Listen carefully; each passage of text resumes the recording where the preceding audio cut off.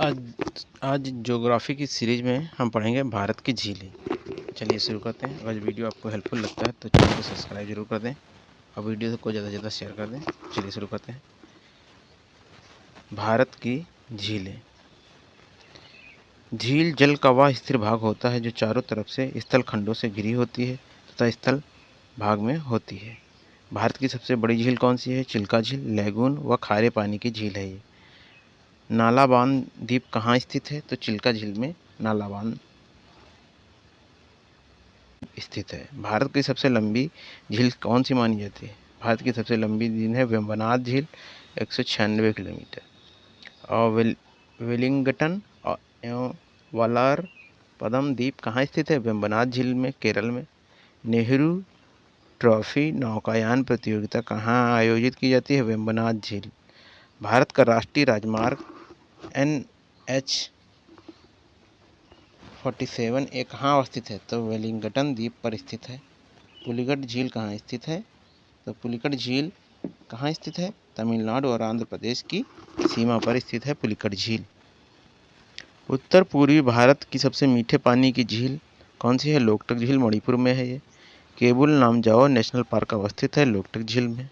लोकटक झील को मणिपुर की जीवन रेखा क्यों कहते हैं? इसकी उत्पादकता और जैव विविधता के कारण कहते हैं। भारत की बृहत्तम ताजे पानी की झील कौन सी है? वूलर झील, जम्मू कश्मीर में है। अब देखिए झीलें देख लेते हैं और उनसे संबंधित राज्य, जिसमें कि पहले देखिए जम्मू कश्मीर में डल झील, वूलर झील, वेरीनाग, शेषनाग, अनंतनाग और नागिन झील। लद्दाख में पोगेंगसो और सोमोरिरी। उत्तराखंड में नैनीताल, भीमताल, खुरपा ताल और रूपकुंड और नौकुचिया ताल। राजस्थान की झीलें देखिए सांभर, पंचप्रदा, पिछौला, राजसमंद, जयसमंद, डिडवाना, फतेह सागर, उदय सागर और पुष्कर। तेलंगाना की झीलें देख लेते हैं। हुसैन सागर हो गया, उस्मान सागर, हिमायत सागर हो गया। आगे देखिए महाराष्ट्र की झीलें लोनार, पवई, गोरेवाड़ा, सलीम अली सरोवर। केरल में देखिए सस्थमकोट्टा, अष्टमुंडी और वेम्बनाड। सस्थमकोट्टा, अष्टमुंडी, वेम्बनाड ये केरल की झीलें हैं। असम की दीपोर झील, सोनभील और हफलांग ये असम की है। पंजाब की कांजिल, रोपड़ और हरिएक ये पंजाब की झीलें हैं। आगे देखते हैं हम सरोवर, नारायण सरोवर, हिमरीसर और कंकरिया। हिमाचल प्रदेश में रेणुका झील और सूरजताल। मेघालय में उमियम, मिजोरम में पाला, सिक्किम में चोलामू और गोरोंडो गमर। कर्नाटक में पंपा सरोवर और बेलांदूर। तमिलनाडु में बेरीजाम, ऊटी, चेम्बरम, बक्कम, कोडाई कनाल ये तमिलनाडु की है। पंजाब में हरिक, रोपड़ और कांजिल। आगे देखिए मानव निर्मित झीलें देख लेते हैं अब हम। मानव निर्मित झील में गोविंद बल्लभ पंत सागर उत्तर प्रदेश और मध्य प्रदेश की सीमा पर है। सोन नदी की सहायक नदी रिहंद पर स्थित है। स्टेनले जलाशय कावेरी नदी पर स्थित है। मोटूर बांध के पीछे है ये। पेरियार झील पेरियार नदी पर निर्मित है। नागार्जुन सागर कृष्णा नदी आंध्र प्रदेश तेलंगाना की सीमा पर अवस्थित है। गोविंद सागर झील ये सतलज नदी पर निर्मित है। राणा प्रताप सागर, जवाहर सागर और गांधी सागर ये चंबल नदी पर निर्मित है। विश्व की सबसे ऊंची झीलें देख लेते हैं। नबाडो ओजस डेल सलादो ये 6390 मीटर है अर्जेंटीना में। पवित्र सागर, blue eye of Siberia and pearl of Siberia के उपनाम से प्रसिद्ध झील कौन सी है? तो बैकाल झील है।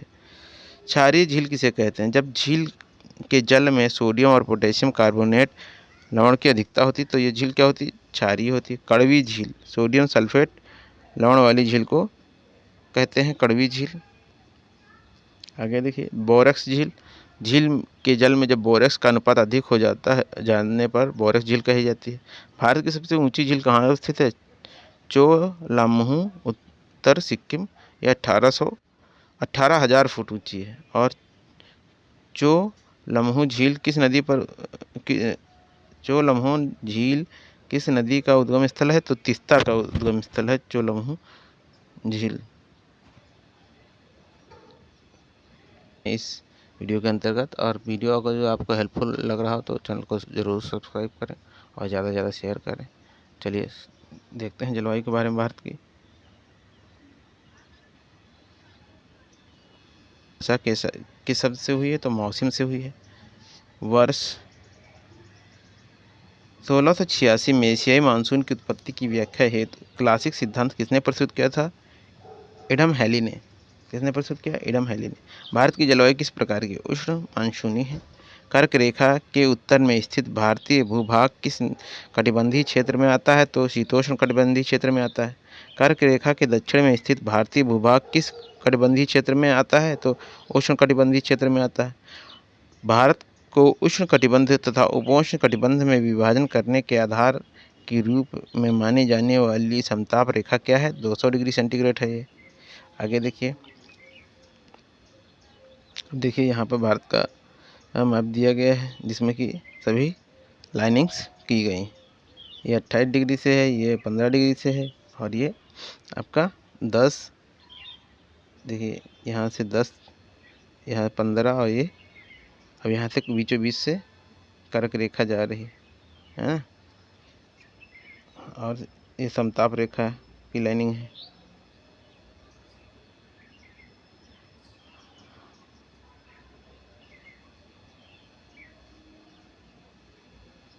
अब देखिए भारतीय मानसून की उत्पत्ति के सिद्धांत देख लेते हैं। तापीय संकल्पना, इसे क्लासिकल सिद्धांत भी कहा जाता है। इसका प्रतिपादन एडमंड हैली ने 1686 में एशियाई मानसून की उत्पत्ति की व्याख्या हेतु किया था। इस संकल्पना के अनुसार मानसून की उत्पत्ति पृथ्वी पर स्थल तथा जल के असमान वितरण और उसके गर्म और ठंडा होने के विरोधी स्वभाव के कारण होती है। गतिक संकल्पना क्या है? गतिक संकल्पना, इस संकल्पना का श्रेय फ्लोन महोदय को जाता है, जिनके अनुसार मानसून की उत्पत्ति मौसमी परिवर्तन के कारण वायुदाब पेटियों के खिसकाव पर आधारित है। नवीन अवधारणाएं, इसमें मानसून की उत्पत्ति में जेट वायुधाराओं, तिब्बत पठार, महासागरीय क्षेत्रों की भूमिकाओं की विवेचना की गई है। प्रस्फोट के लिए मुख्य रूप से किसे उत्तरदायी माना जाता है? तो किसे माना जाता है? जेट प्रवाह को। भारत में होने वाली मानसूनी वर्षा किन महीनों में के मध्य होती है? जून से सितंबर के मध्य होती है। मानसूनी हवाएं भारत में सर्वप्रथम किस तट से टकराती हैं? तो केरल के तट से टकराती हैं। भारत में होने वाली वर्षा मुख्य रूप से किसके कारण से नियंत्रित होती है? तो भू आकृतियों द्वारा। भारतीय परंपरा के अनुसार भारत कितने प्रकार की ऋतुएं हैं? तो 6 प्रकार की ऋतुएं हैं। भारत में वसंत और शरद ऋतु को किस उपनाम से जाना जाता है? निर्बल ऋतु।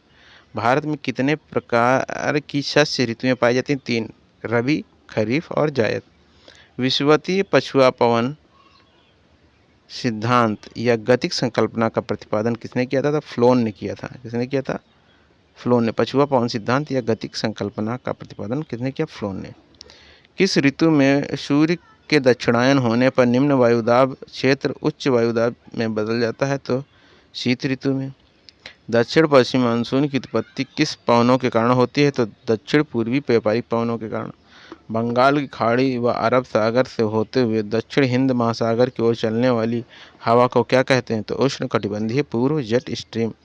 जेट स्ट्रीम के सिद्धांत के अनुसार उष्ण कटिबंधीय पूर्वी जेट स्ट्रीम के द्वारा भारत में किस प्रकार के मानसून की उत्पत्ति होती है? तो दक्षिण पश्चिम मानसून के कारण। उष्ण कटिबंधीय पूर्वी जेट स्ट्रीम की उत्पत्ति कहाँ होती है? तो तिब्बत के पठार पर। एल नीनो का शाब्दिक अर्थ क्या है? बालक ईशा। किस जटिल मौसम तंत्र के कारण विश्व में सूखा, बाढ़ और मौसम की चरम अवस्थाएं होती हैं? तो एल नीनो के कारण मौसम में सूखा होता है, बाढ़ होता है ना। एल नीनो का सबसे प्रचंड रूप भारत में कब देखने को मिला? तो 90 से 91 के बीच में, 1990 से 91 के बीच में ये देखने को मिलता है भारत में। एल नीनो के पूर्वी प्रशांत महासागर में किस तट से होती है? तो पेरू के तट से होती है। एल नीनो की उत्पत्ति कहाँ से? पूर्वी प्रशांत महासागर के किस तट से होती है? तो पेरू के तट से। एल नीनो किस धारा का विस्तार है? भूमध्य रेखीय उष्ण समुद्री धारा का विस्तार है एल नीनो। समुद्र में मछलियों की संख्या घट जाना किस मौसम तंत्र के कारण होता है? तो एल नीनो के कारण। एल नीनो के कारण समुद्र में किसकी मात्रा की कमी होती है? तो प्लावक की। समुद्री जल में वाष्पन का अनियमित किस मौसम तंत्र के परिणामस्वरूप होता है? तो एल नीनो में। भारतीय नीनो के नाम से किसे जाना जाता है? हिंद महासागरीय द्विध्रुव।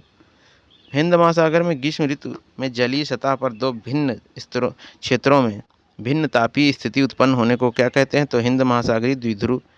पश्चिम हिंद महासागर का तापमान पूर्वी हिंद महासागर के सामान्य तापमान से अधिक किस स्थिति में होता है? सकारात्मक हिंद महासागरीय द्विध्रुव। मानसून के दौरान लगातार वर्षा के बीच कुछ सप्ताह के लिए वर्षा न होना की स्थिति को क्या कहते हैं? तो मानसून विच्छेद, गैप ऑफ मानसून। पश्चिमी तट पर स्थित आर्द्र पवनों का तट के समांतर प्रवाहित होने के परिणामस्वरूप स्थिति होती है मानसून विच्छेद। वायुमंडल की निचली परतों में तापीय विलोमता का प्रभाव से आर्द्र वायु का अवरोहण में बाधा पहुंचाने से मानसून संबंधी क्या स्थिति होती है? तो मानसून विच्छेद होता है। अक्टूबर व नवंबर में मानसून के पीछे हटने को क्या कहते हैं? तो इसको क्या कहते हैं? मानसून का निवर्तन। तापमान वृद्धि व मृदा में उच्च आर्द्रता किस मानसूनी स्थिति को दर्शाता है? तो मानसून निवर्तन कहलाता है ये। मानसून निवर्तन की उमस युक्त गर्मी को किस नाम से जाना जाता है? तो कार्तिक मास की उष्मा। मानसून सकारात्मक या नकारात्मक रूप में किस कारण प्रभावित होता है? तो एल नीनो दक्षिणी दोलन। भारतीय मानसून को प्रभावित करने वाले मुख्य कारक क्या हैं? तो हिंद महासागर के ऊपर उच्च वायुदाब क्षेत्र, तिब्बत का पठार में निम्न वायुदाब क्षेत्र और पश्चिमी जट धारा का हिमालय के उत्तर की ओर विस्थापन। मानसून निवर्तन के मुख्य संकेत क्या हैं? स्वच्छ आकाश, तापमान वृद्धि, बंगाल की खाड़ी में अधिक दाब। आगे देखते हैं, प्रशांत महासागर एवं हिंद महासागर के मौसम वैज्ञानिक परिवर्तनों के मध्य सीसा प्रतिरूप की उपस्थिति क्या कहलाती है? तो दक्षिण दोलन कहलाती है। दक्षिण दोलन की जानकारी सर्वप्रथम किसके द्वारा उपलब्ध करवाई गई थी? तो सर गिलबर्ट वॉकर द्वारा 1924 में। एल नीनो और भारतीय मानसून। देखिए, एल नीनो एक जटिल मौसम तंत्र है जहां हर 5 या 10 साल बाद प्रकट होता है। इसके कारण संसार के विभिन्न भागों में सूखा, बाढ़ और मौसम की चरम अवस्थाएं आती हैं। पूर्वी प्रशांत महासागर में यह पेरू के तट के निकट उष्ण समुद्री धारा के रूप में प्रकट होता है। इसे भारत सहित अनेक स्थानों का मौसम प्रभावित होता है। एल नीनो का शाब्दिक अर्थ है बालकीछा, क्योंकि यह धारा दिसंबर के महीने में क्रिसमस के आसपास नजर आती है। भारत में मानसून की लंबी अवधि के पूर्वानुमान के लिए एल नीनो का उपयोग होता है। दक्षिण दोलन की तीव्रता की माप SOI किन स्थानों के वायुदाब के अंतर से की जाती है? तो ताहिती मध्य प्रशांत एवं डार्विन उत्तरी ऑस्ट्रेलिया। भारत की जलवायु को भारतीय मौसम विभाग ने मुख्य रूप से कितनी ऋतुओं में विभाजित किया है? 4। मार्च से जून के मध्य उत्तर भारत में तापमान वृद्धि का मुख्य कारण क्या है? सूर्य की किरणों का कर्क रेखा की ओर विस्थापन। ग्रीष्म ऋतु के दौरान प्रायद्वीपीय भारत में तापमान उत्तर भारत के तापमान से कम रहने का क्या कारण है? भारत पर समुद्र के समकारी प्रभाव। ग्रीष्म ऋतु में भारत में सबसे गर्म स्थान कौन सा है? तो बियावली, बीकानेर, राजस्थान। आगे देखिए, भारत में ऋतुक्रम, ऋतु, माह भारतीय कैलेंडर और ये अंग्रेजी कैलेंडर। चलिए देखिए, बसंत ऋतु मार्च अप्रैल, चैत वैशाख होता है हिंदी कैलेंडर में। ग्रीष्म ऋतु मई जून, ज्येष्ठ आषाढ़।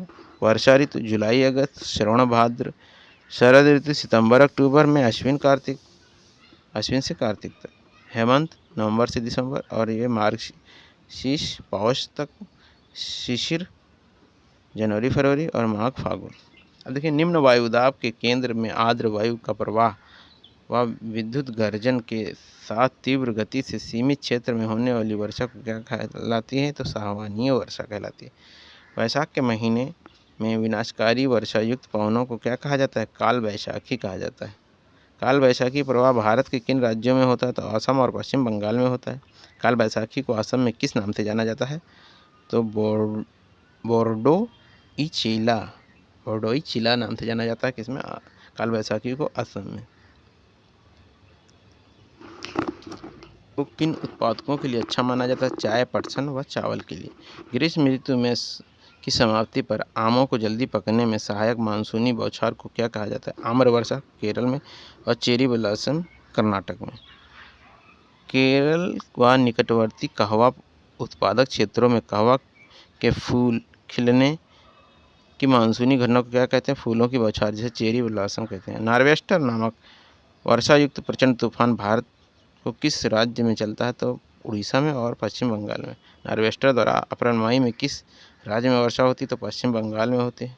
निम्न वायुदाब के केंद्र से चलने वाली ग्रीष्म और शुष्क हवाओं को उत्तर भारत में किस नाम से जाना जाता है, लू नाम से जाना जाता है। भारत में मानसूनी वर्षा किन पवनों के कारण होती है, तो दक्षिण पश्चिमी मानसूनी पवन के कारण।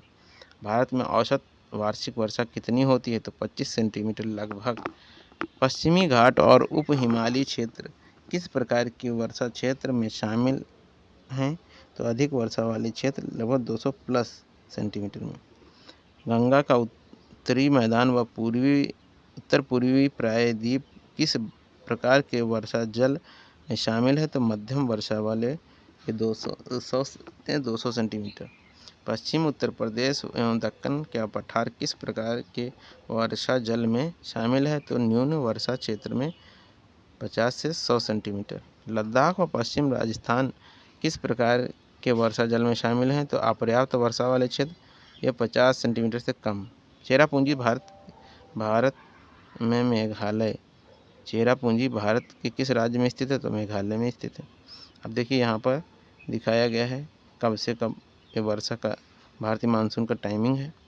यहाँ दिखाया गया है जुलाई से, ये जुलाई में होती है यहाँ पे वर्षा, और ये जून वाला मानसून हमारे यूपी तक आता है 15 जून तक, है ना। अब फिर आगे देखिए 10 जून से यहाँ आता है मुंबई और नागपुर, भुवनेश्वर और कोलकाता, रांची, ये मुख्य शहरों से।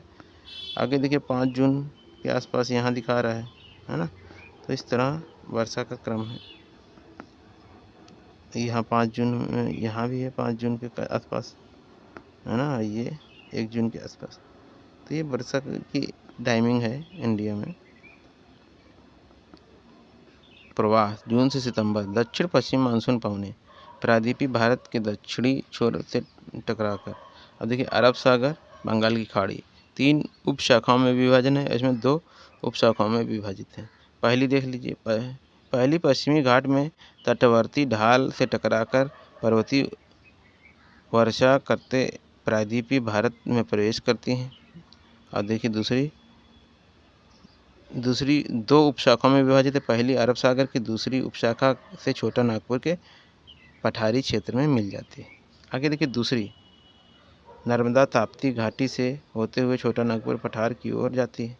और इसमें दूसरी देखिए 2 उपशाखाओं में विभाजित वाले, देखिए बंगाल की खाड़ी की बात हो रही है यहाँ पे, यहाँ अरब सागर की, यहाँ पे बंगाल की खाड़ी में क्या है, दूसरी उत्तर पूर्वी राज्यों के पर्वतीय क्षेत्र से टकराकर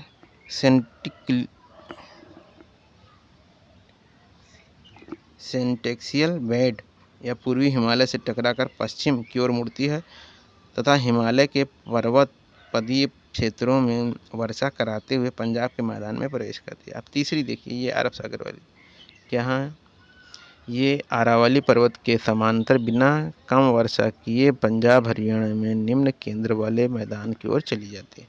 और सर्वाधिक वर्षा वाला स्थान कहाँ है, मासिनरा मेघालय, जो कि अब नहीं रहा है वर्तमान स्थिति में 2024 और ये अक्टूबर 2024 में अब ये मासिनरा मेघालय नहीं है सर्वाधिक वर्षा वाला स्थान। सबसे कम वर्षा वाला कहाँ होती है, लेह लद्दाख में होती है। भारत में सबसे अधिक वर्षा वाला क्षेत्र 200 सेंटीमीटर कौन से हैं, तो पश्चिमी घाट है मेघालय, पहाड़ियाँ हैं उत्तर पूर्वी उप हिमालयी क्षेत्र, ब्रह्मपुत्र घाटी, खासी और जयंतिया पहाड़ियाँ। भारत के मध्यम वर्षा वाले क्षेत्र 100 से 200 सेंटीमीटर कौन है, तो उत्तर पूर्वी प्रायद्वीप, पूर्वी तमिलनाडु, दक्षिणी गुजरात, झारखंड, बिहार, गंगा का मैदान, मणिपुर, कछार घाटी। भारत में न्यून वर्षा वाले क्षेत्र 50 से 100 सेंटीमीटर कौन से क्षेत्र शामिल है? पूर्वी राजस्थान, पश्चिमी उत्तर प्रदेश, जम्मू कश्मीर, दिल्ली, हरियाणा, पंजाब, दक्कन का पठार। भारत में किन क्षेत्रों में अपर्याप्त वर्षा 50 से कम होती है? तो लद्दाख, पश्चिमी राजस्थान, कर्नाटक, आंध्र प्रदेश, महाराष्ट्र में। शीत ऋतु के उत्तर भारत के क्षेत्रों में औसत दैनिक तापांतर लगभग कितना रहता है? तो 21 डिग्री से कम रहता है।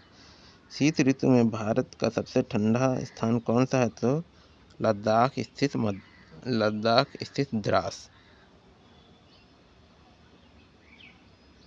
भारत में अधिक ठंडे पड़ने के मुख्य कारण क्या है? समुद्र से समकारी प्रभाव से दूरी, हिमालय से निकटता, शीतलहर।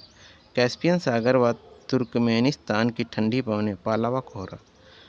भूमध्य सागर पर उत्पन्न पश्चिमी विक्षोभ का प्रवेश भारत में किस प्रवाह द्वारा होता है? तो पश्चिमी जेट प्रवाह द्वारा होता है। किन फसलों के लिए लाभदायक होते हैं? तो रबी फसलों के लिए।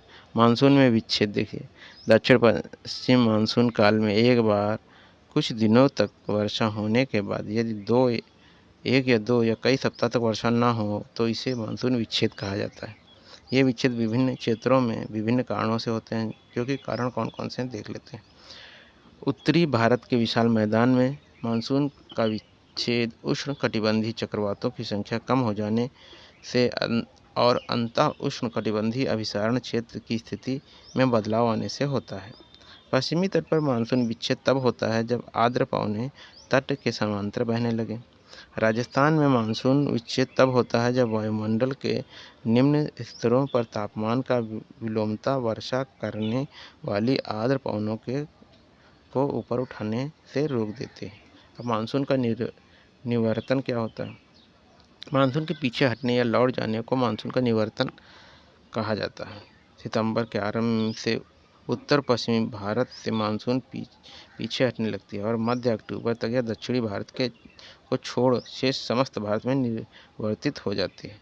लौटती हुई मानसून पवनें बंगाल की खाड़ी से जलवाष्प ग्रहण करके उत्तर पूर्वी मानसून के रूप में तमिलनाडु में वर्षा करती हैं। हिमालयी क्षेत्र में किस कारण हिमपात घटित होता है? तो पश्चिमी विक्षोभ के कारण होता है। शीतकाल में भारत में अधिकांश क्षेत्र किस कारण वर्षा नहीं होती है? तो पवन स्थलों से समुद्र की ओर चलने के कारण। शीतकाल में उत्तर पश्चिम भारत के राज्यों में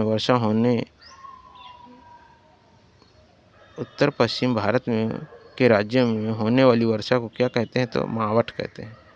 शीतकाल में उत्तर पश्चिम भारत के राज्यों में होने वाली वर्षा को क्या कहते हैं? मावठ।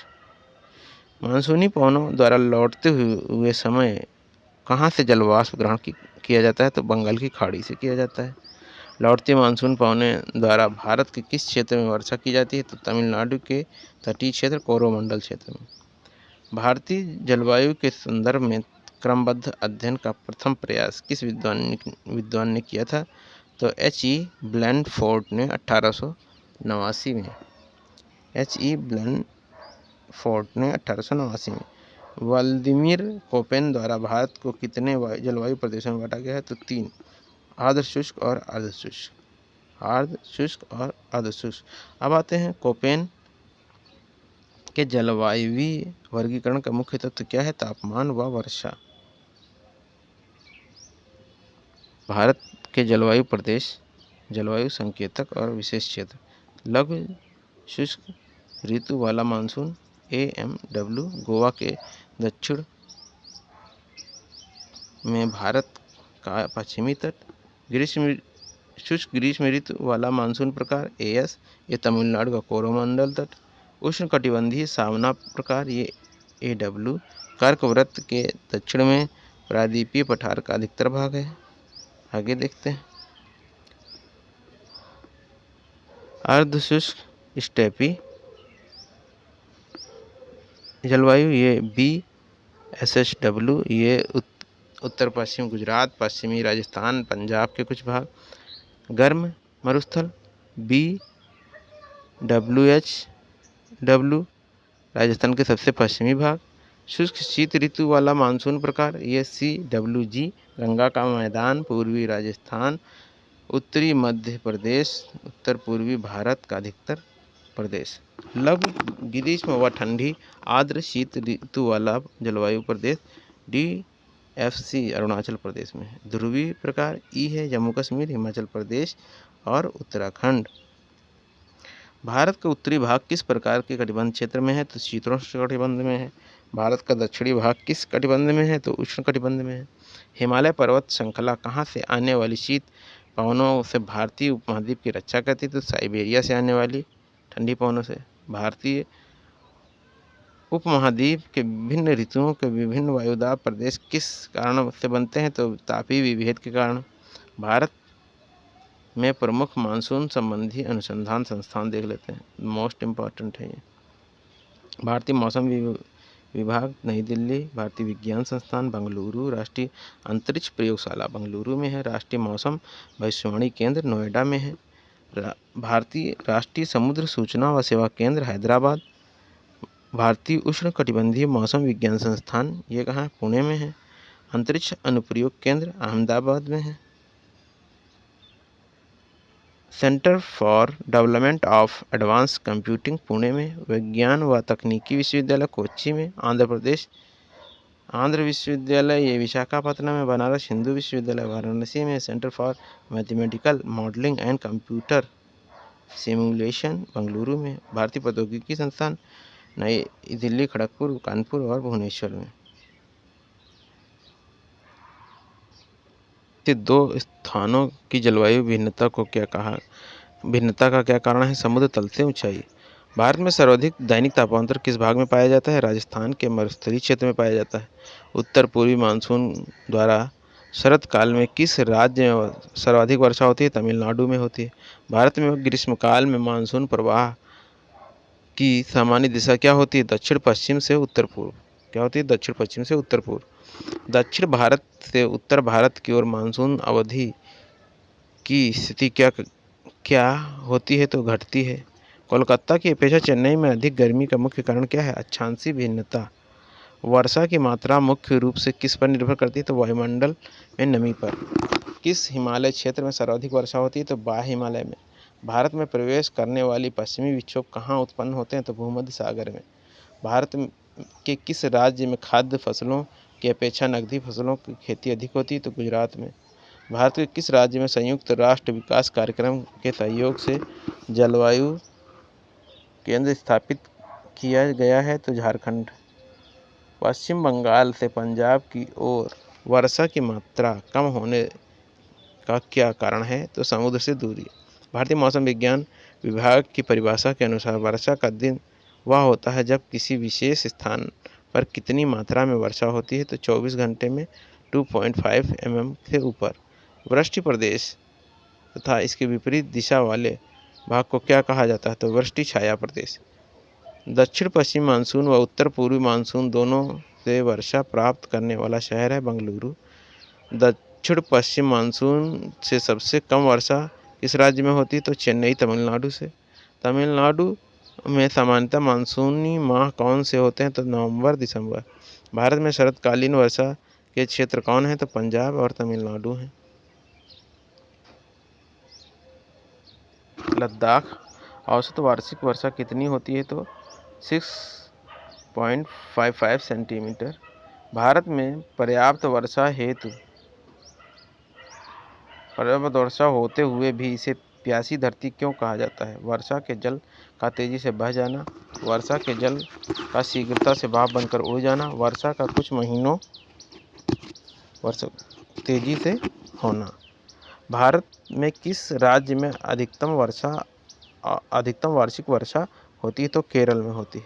हरियाली योजना किससे संबंधित है? जल प्रबंधन से संबंधित है। हरियाली योजना की शुरू कब किया गया था? 2003 में। हरियाली योजना किस कार्यक्रम का विस्तार है? तो जल संभरण प्रबंधन कार्यक्रम का है। वायुमंडल में उपस्थित जलवाष्प को क्या कहते हैं? तो आर्द्रता। शुष्कता की स्थिति किससे संबंधित है? निम्न आर्द्रता से संबंधित है। लासुंदरा उष्ण जल स्रोत किस राज्य में स्थित है? तो खेड़ा जिला गुजरात में। मणिकर्ण उष्ण जल स्रोत किस राज्य में स्थित है? तो हिमाचल प्रदेश में। सोहना उष्ण जल स्रोत किस राज्य में स्थित है? तो हरियाणा में। अवलोली उष्ण जल स्रोत किस राज्य में स्थित है? महाराष्ट्र में है। भारत में आर्द्र जलवायु का अनुभव सर्वप्रथम कहाँ पर किया जाता है? केरल, कोच्चि में। भारत को प्रमुखतः एक उष्णकटिबंधीय देश क्यों कहा जाता है? उष्णकटिबंधीय मानसूनी जलवायु के कारण कहा जाता है। अत्यधिक तीव्र वर्षा के लिए कौन सा बादल उत्तरदायी होता है? तो वर्षा स्तरीय। किन बादलों को तड़ित मेघ कहा जाता है? तो कपासी वर्षा। भारत में वर्षा का सर्वाधिक विचलन कहाँ पाया जाता है? तो निम्न कर्नाटक पठार। भारत में वर्षा का सबसे कम विचलन कहाँ पाया जाता है? पूर्वोत्तर भारत में। उत्तर पश्चिम भारत में शीतकाल वर्षा किस कारण होती है? तो पश्चिमी विक्षोभ के कारण होती है। कोरोमंडल तट पर सर्वाधिक वर्षा किस प्रकार के मानसून के कारण होती है? तो उत्तर पूर्वी मानसून के कारण। झंझा मोहर्रिम क्या है? गर्म एवं आर्द्र हवाओं के मिलने से उत्पन्न तूफान। झंझा मोहर्रिम से सर्वाधिक प्रभावित होने वाला तटीय क्षेत्र कौन सा है? पश्चिमी बंगाल तट। सामान्यतः भारत में किस माह में सर्वाधिक वर्षा होती है? तो जुलाई में होती है। भारत में मानसून से प्राप्त होने वाली वर्षा सर्वाधिक किस प्रकार की होती है? तो पर्वतीय वर्षा। भारत में कौन सा पर्वतीय क्षेत्र अधिकतम वर्षा प्राप्त करता है? तो खासी पहाड़ियाँ। वर्षा की सर्वाधिक विरलता कहाँ पाई जाती है? तो लेह में पाई जाती है। गंगा का मैदानी भाग में पूर्व से पश्चिम की ओर वार्षिक मात्रा घटने का क्या कारण है? वायु में नमी की मात्रा घटना। केरल में मानसून पहुंचने की सामान्य तिथि है 1 जून। क्षेत्र देखिए वर्षा की मात्रा। आर्द्र प्रदेश 150 से 250 सेंटीमीटर। उपार्द्र प्रदेश ये कितनी है? 100 से 150 है। शुष्क प्रदेश ये 25 से 50 सेंटीमीटर। अर्ध शुष्क प्रदेश ये 50 से 100 सेंटीमीटर। अधिक अम्लीय वर्षा के जल में कितने प्रतिशत अम्ल की मात्रा होती है? तो ये 5% होती है। पवन विमुख ढालों पर वृष्टि की मात्रा किस प्रकार की वर्षा में अधिक होती है? तो पर्वतीय वर्षा में। वर्षा विविधता के कारण किस सूत्र माध्यम से की जाती है? तो विचरण गुणांक मानक विचलन बटे माध्य गुणे 100। शीतकाल में हिमालय में किस कारण भारी हिमपात होता है? तो पछुआ अवदाबों के कारण होती है। शीतकाल में हिमालय के कारण भारी हिमपात होता है पछुआ अवदाबों के कारण। अमृतसर व शिमला लगभग एक ही अक्षांश पर स्थित है, परंतु इनकी जलवायु में भिन्नता का कारण क्या है? इनकी ऊंचाइयों में अंतर। कौन सी एक प्रकार की जलवायु का छत्तीसगढ़ राज्य में फैला हुआ पाया जाता है? तो आर्द्र दक्षिण पूर्व अभिसारण क्षेत्र। ITCZ एक निम्न वायुदाब पेटी स्थित है भूमध्य रेखा पर। उत्तर पूर्वी मानसून से सबसे अधिक वर्षा प्राप्त करने वाला राज्य कौन सा है? तो तमिलनाडु है। जल प्रबंधन की कौन सी युक्ति भारत में लागत का अधिकतम लाभ देने वाली है? तो वर्षा के जल का संचयन। एक मौसम विज्ञान केंद्र का औसत वार्षिक तापमान 26 डिग्री सेंटीग्रेड है। इसकी औसत वार्षिक वर्षा 63 सेंटीमीटर है और इसके तापमान का औसत वार्षिक परिसर 9 डिग्री सेंटीग्रेड है। संदर्भित कौन है? चेन्नई। झारखंड में वर्षा किस मानसून से होती है? तो दक्षिण पश्चिम मानसून से होती है। जब पुष्कर की पहाड़ियों में भारी वर्षा होती है तो बाढ़ कहाँ आती है? तो ये बलोतरा में आती है। भारत के किस तटीय प्रदेश में उत्तर पूर्वी मानसून से वर्षा होती है? तो कोरोमंडल तट से होती है। भारत के अर्ध शुष्क क्षेत्र में जल ढाल विकास का प्रमाणक चिन्ह क्या है? तो मौसमी नदियों के जल का तटबंधीकरण। इसके कारण जलाशयों के तंत्र की विस्थापना और मौसमी नदियों के तटबंधीकरण करके जलाशयों के तंत्र की स्थापना। भारत के उत्तर पश्चिम मैदान में पश्चिम विक्षोभ से जुड़े होने वाली वर्षा की मात्रा क्रमशः कम होती जाती है पश्चिम से पूर्व की ओर।